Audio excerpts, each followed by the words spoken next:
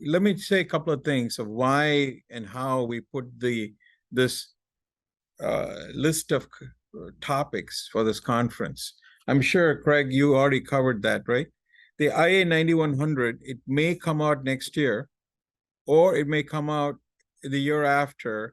They're going to have to make a decision because of course, the big change is the ISO 9001. When is it going to come out? So that's the decision the IAQG and AAQG will be tussling with, okay? When this IA 9100 comes out, it's got running all the way through it cybersecurity. That's Marty's presentation. And a good cybersecurity management system is ISO 27001. It follows a high-level structure, so you can easily integrate that. And I'm not going to explain the high-level structure, but it follows the same structure as AS 9100, I'll say, okay? And basically, in the end of the day, is what kind of controls are you going to put in place? And very easily, you could melt the controls of both. Marty, go ahead. I was going to say, I believe your screen is frozen. Oh my gosh. Yeah. You're on the That's right only side. because I'm still haven't gone. Second topic, running topic, is quality culture. That's why we're covering quality culture. It doesn't have as much of what I'm going to be talking to you about, because what you have in this agenda is a overall system. And I'll tell you what's in the IA 9100, and then what you could do additionally if you would so like, okay? Because putting in a quality culture is a good thing, and it'll make sure that everybody follows your overall vision, mission, values, objectives. And you could write a quality culture commitment statement, which we'll talk to you about, and so on. All right, let's start right here. That this ISO 10010, okay? By the way, the IA 9100 is not asking for the standard, it's just asking you to put a quality culture together, okay? And I'll tell you where it aligns. So the purpose of this standard is to understand, evaluate, and improve the quality culture to enhance your organization and to help you achieve sustained success. End of the day, I'm sure everybody in this room, we have several of us who work in aerospace, believe this enhanced sustained success is also saving money. Why are we so interested in improving quality? Because quality costs, and we want to make money for the organization. And you should make sure we say that to your plant manager or top management, okay? So this standard I'm going to talk to you about provides guidance on how to understand, determine, analyze, evaluate, implement, and it goes on, okay? So it's a guidance standard, and it really spells out the role of leadership and people engagement and the role of quality culture in the performance of the organization. Now you can see this chart here that spells out in a nutshell what quality culture is. Let me just, in the next slide, I actually have it in a bigger context, and I use the word context. That's where we start. We understand the context of the organization, which you already have done. It's a requirement of the ISO 9001 itself in AS 9100, because AS 9100 adds a few bells and whistles. So what is the culture? But here the context is understanding all the problems, issues, etc. you're having in fulfilling your quality mission inside the organization.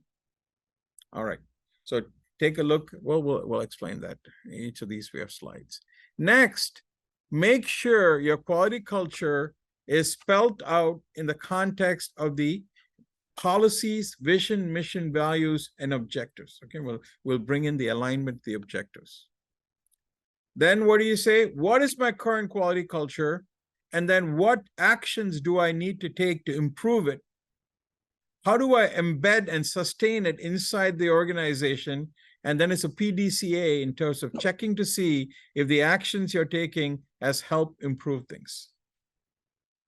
One of the first things we should talk about is what is a culture and what is a quality culture? And I have a question for our group of implementers who are implementing all kinds of systems in here.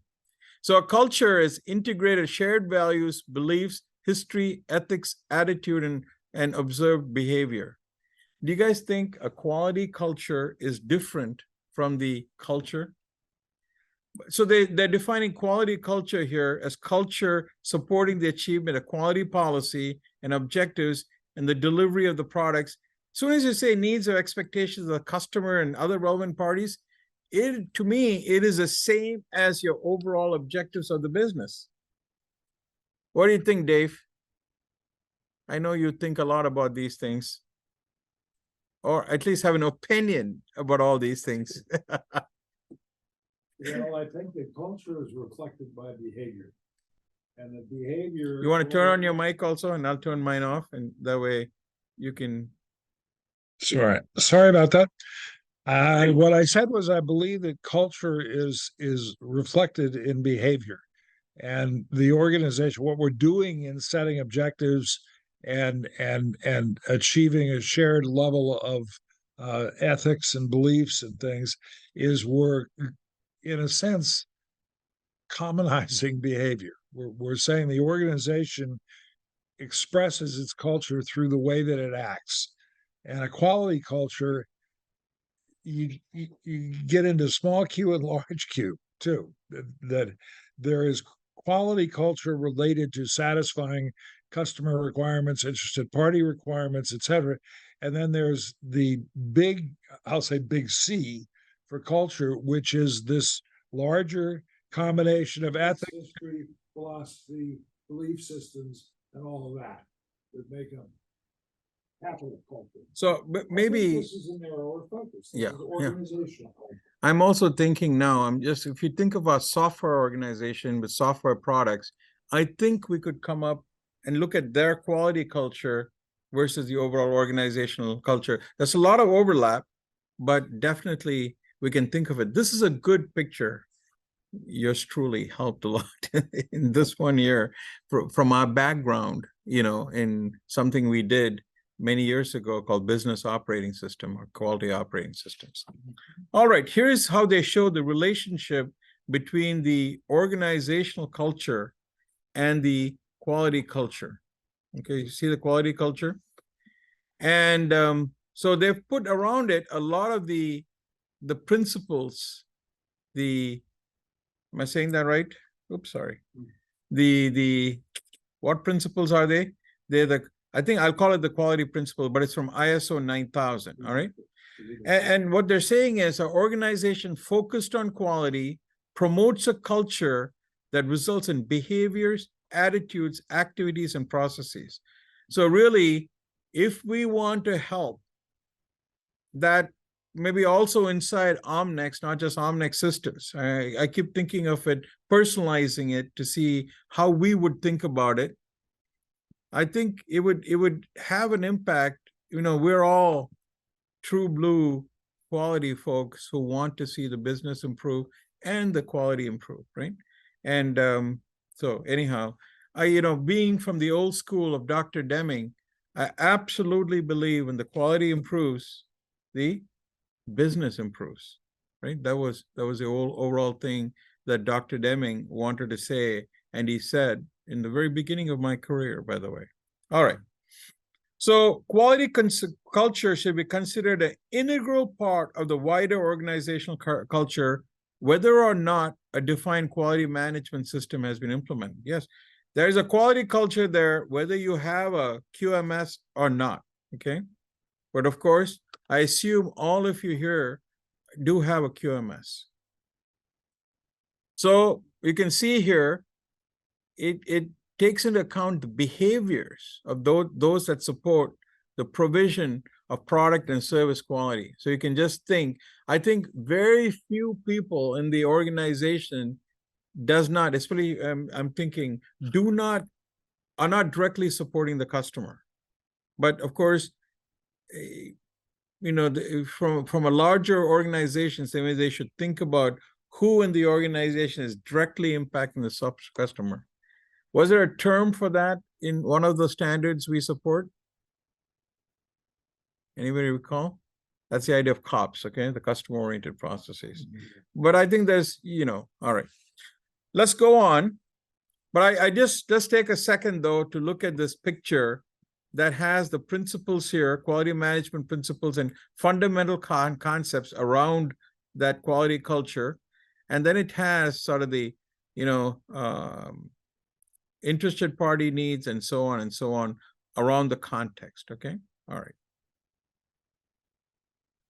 Oh, forgot I had a picture here. So this is the verbiage from IA 9100 for quality culture.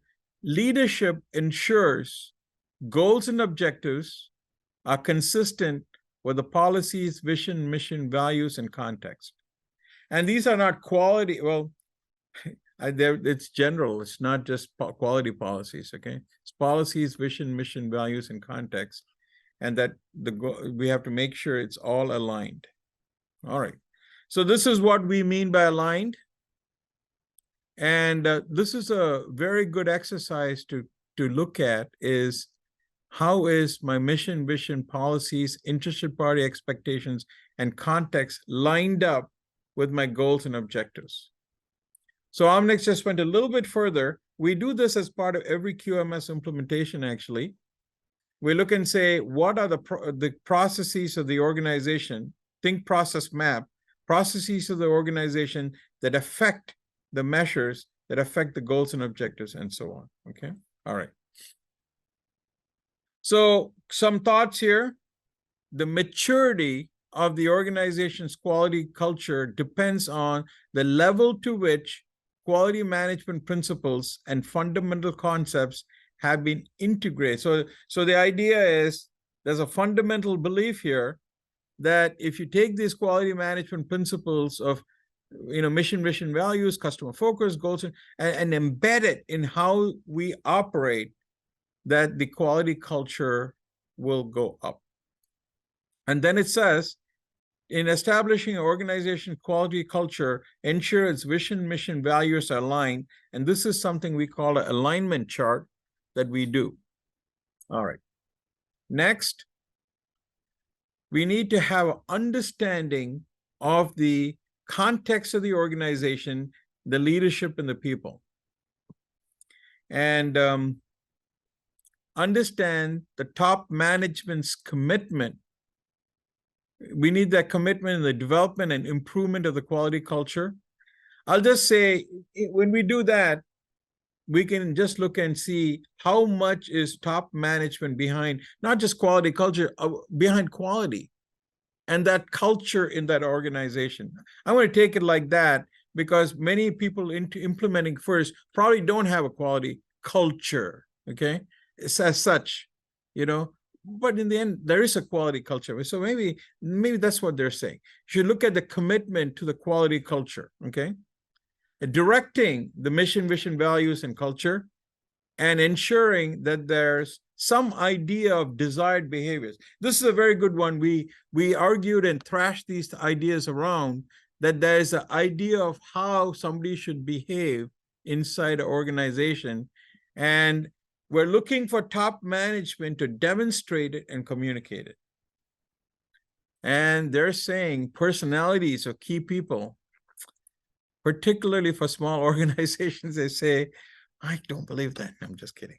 All right. So top management's personalities definitely can affect quality culture. And in fact, many of you in this room here are part of the top management. And that's why people are looking to each of you in terms of how everybody else should behave in the organization. All right. Many reasons. All right. And the top management's awareness of the importance of people. In the end of the day, it is people who help us achieve what we need to do in quality. You all know that. And I'll tell you that. They generate the value.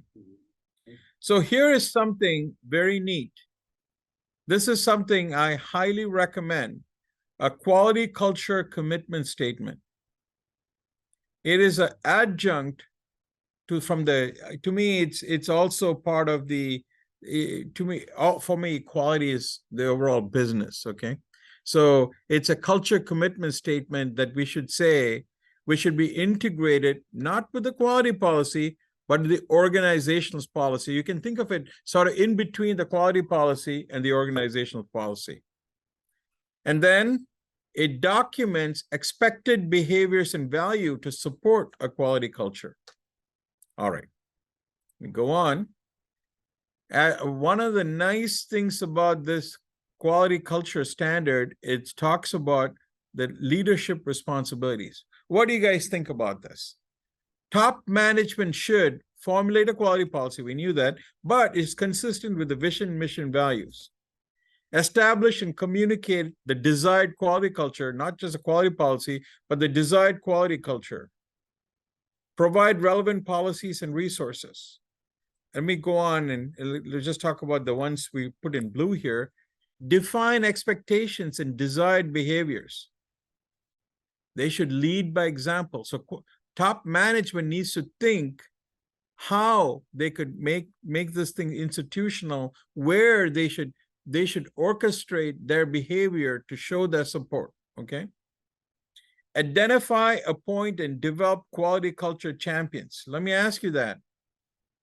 Guys, I think these are great ideas. Yeah.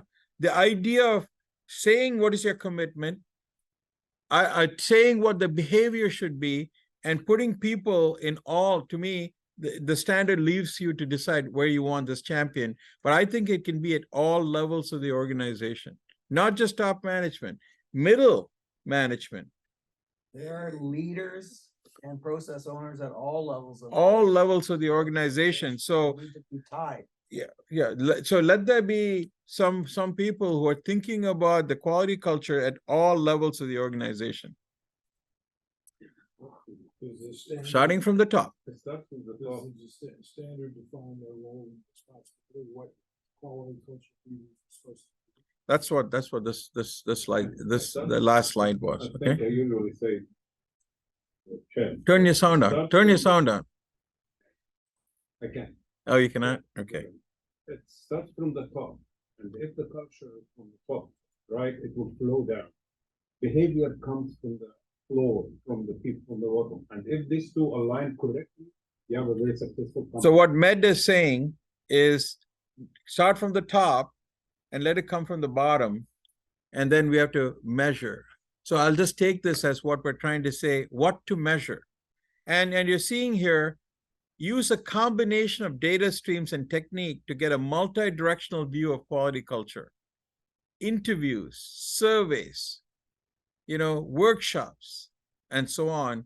So you can have an idea on what is your quality culture, how have you come up with the quality culture. Folks, you're all being tasked with the job. Think about a company that you worked with. How would you worked for, okay? How would you measure the quality culture? Marty. I'll just say, based on starting from ground up, there is no culture in the new factory or in the new business. There is an environment in which to create a culture. That environment lasts about 3 years. If management messes it up, if they do things that are against quality, make bad decisions about quality, they will end up with a horrible quality culture. Now, assuming we have a culture in place, the question is what decisions and how does top management prove that they're committed to quality culture, right? That's the most important thing. Now, your point was quite apt. It comes from the bottom up too, right? If the worst type of standard is no standard, worst type of standard is no standard. And so if management sets a standard for what is acceptable quality and people are aware of it, they're more apt or more likely to want to meet that standard. That's the whole thing, right? You have to. Thank you, Marty. All right. So the next point is, how would you measure it in your company? Because we're going to measure it again and again every so often. Analyze and evaluate this current quality culture. That's the next step. Okay. So we measure it, we analyze and evaluate it. Part of this is you doing, the idea of where are we not meeting where we need to be, and then using things like, so you can identify a problem, doing Pareto analysis for it as a team, just like you do problem solving, and to come up with actions for improvement. I think actions for improvement are not that difficult to do when you look inside organizations, okay, that really need to improve.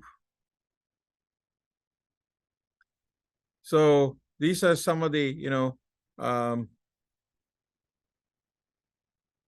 can't imagine. I was in manufacturing, right? I was in manufacturing. I surely worked, but this is something 30, 40 years ago, worked for a company who valued getting production up. Production was key, this OEM that I worked for.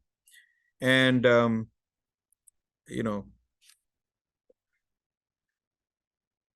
coming from that mindset, I think that's also important. But of course, quality is very, very important. Quality is key. All right. Embed the desired quality culture. After you come up with the quality commitment statement, come up with training, come up with communication. So somebody has to put a whole plan together, workforce engagement, appoint these quality champions, culture champions, set objectives and commitments, individual.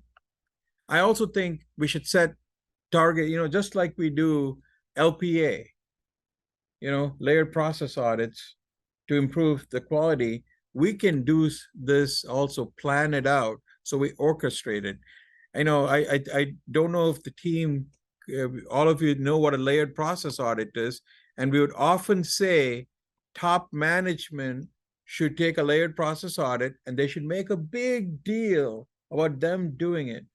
Why would top management have to take a big deal and spend 2-3 hours doing their layered process audit?